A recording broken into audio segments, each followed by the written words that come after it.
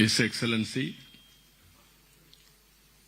Ambassador of India in Switzerland, respected Sri Mridul Kumar Garu, గౌరవ మంత్రివర్గ సభ్యులు,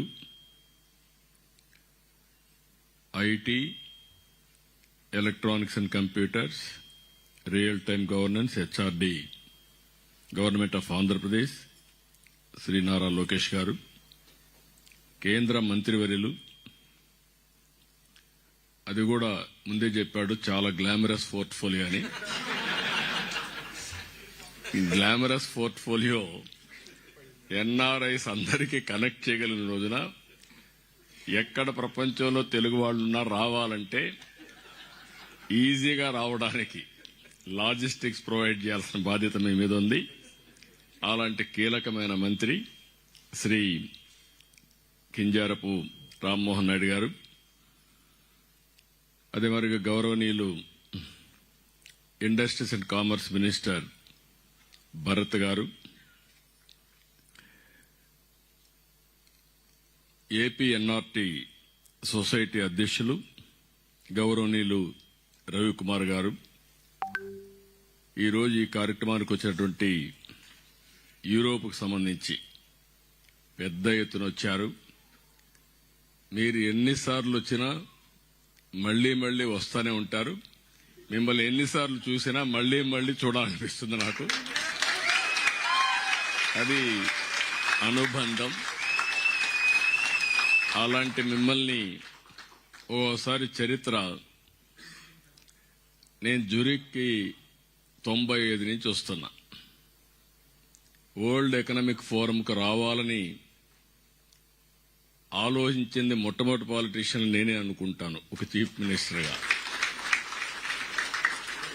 అప్పటి నుంచి వస్తే అప్పుడు ఎవరు ఇక్కడ తెలుగు వాళ్లే లేరు, ఇండియన్స్ కూడా తక్కువ ఉన్నారు, అసలు తెలుగు వాళ్ళు లేని పరిస్థితి.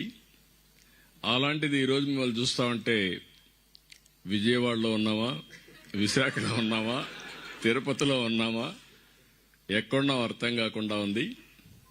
ఎక్కడ పోయినా మీ అభిమానం చూస్తే నా జీవితంలో ఎన్ని జన్మలెత్తి మీకు సేవ చేసినా మీ రుణం తీర్చుకోలేం. అలాంటి మీ అందరికీ మనస్ఫూర్తిగా అభినందనలు. 20 దేశాల నుంచి వచ్చారు. యూకే, యునైటెడ్ కింగ్డమ్ నుంచి వచ్చారు. జర్మనీ సోదరులైతే ఉదయం నుంచి చూస్తున్న అభ్యర్థన వదిలిపెట్టలేదు వాళ్ళు.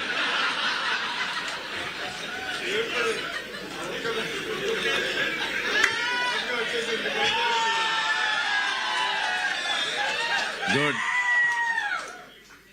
ఒకప్పుడు నేను ఐర్లాండ్కి వచ్చాను కానీ ఒక్కరు కనపడలా ఆ రోజు. ఈ రోజు ఐర్లాండ్ లో చూస్తే ఏ పాష్ లొకాలిటీకి పోయి గట్టిగా తెలుగులో మాట్లాడితే వేల మంది జాయిన్ అయిపోయే పరిస్థితికి వచ్చారు, 100 మంది. ఇదే మాదిరిగా స్వీడన్, చేలు పైకెత్తండి, స్వీడన్ వాళ్ళు చేలు పైకెత్తండి. అదే మరి Netherlands, Italy, France, Switzerland, Denmark, Norway, Finland, Belgium, Africa, Poland, Spain, Malta, Latvia, Cyprus, Portugal, Luxembourg, అన్ని దేశాల్లో తెలుగు వాళ్ళు ఉన్నారంటే చాలా సంతోషం. ఇప్పుడే అడిగాను, ఎన్ఆర్టీకి ఎంతమంది మెంబర్షిప్ ఉందంటే 2 లక్షల మంది మెంబర్షిప్ కలిగిన వ్యవస్థ ఎన్ఆర్టీ అని చెప్పి కూడా నేను మీకు తెలియజేస్తున్నాను. 148 దేశాల్లో ఎన్ఆర్టీ వ్యవస్థ ఉంది. ఇప్పుడు 195 దేశాలు, 195 దేశాల్లో తెలుగు వాళ్ళు ఉన్నారు. కానీ ఎన్ఆర్టీ ఉండేది మాత్రం 148 దేశాల్లో ఉంది. తొందరలోనే మిగిలిన 47 దేశాల్లో కూడా ఎన్ఆర్టీ వ్యవస్థ ఏర్పాటు చేయాలి.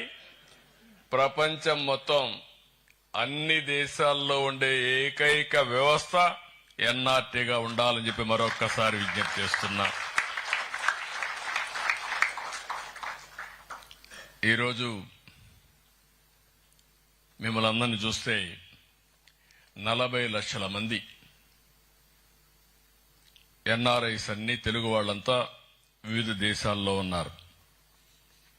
అంటే ఒక 10%, ఇది ఒక 20% పెరగాలి. భారతదేశంలో మొత్తం 4 కోట్ల మంది విదేశాల్లో ఉన్నారు, ఎన్ఆర్ఐస్ ఉన్నారు. ఇవన్నీ కూడా ఓసారి 118 తెలుగు అసోసియేషన్లు ఎన్ఆర్టీతో అసోసియేట్ అయ్యారు. 400 తెలుగు అసోసియేషన్స్ ఇంకా ఉన్నాయి. అంటే అందరూ అసోసియేషన్స్ పెట్టుకుని వివిధ కార్యక్రమాలు చేస్తున్నారు. ఇప్పుడే సంక్రాంతి బ్రహ్మాండంగా ప్రైజులు కూడా ఇప్పించారు.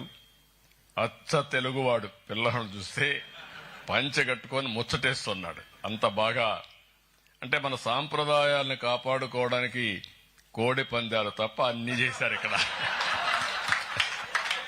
అవి కూడా అలో చేయరు కాబట్టి చేయలేదు, కానీ లేకపోతే అది కూడా మీరు చేసేవాళ్ళు. అదే మా జల్లెకట్టు కోడి పందాలు 2 లేవు ఇక్కడ.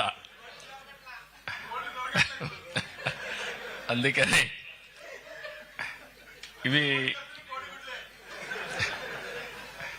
ఇవన్నీ చూసినప్పుడు చాలా సంతోషం.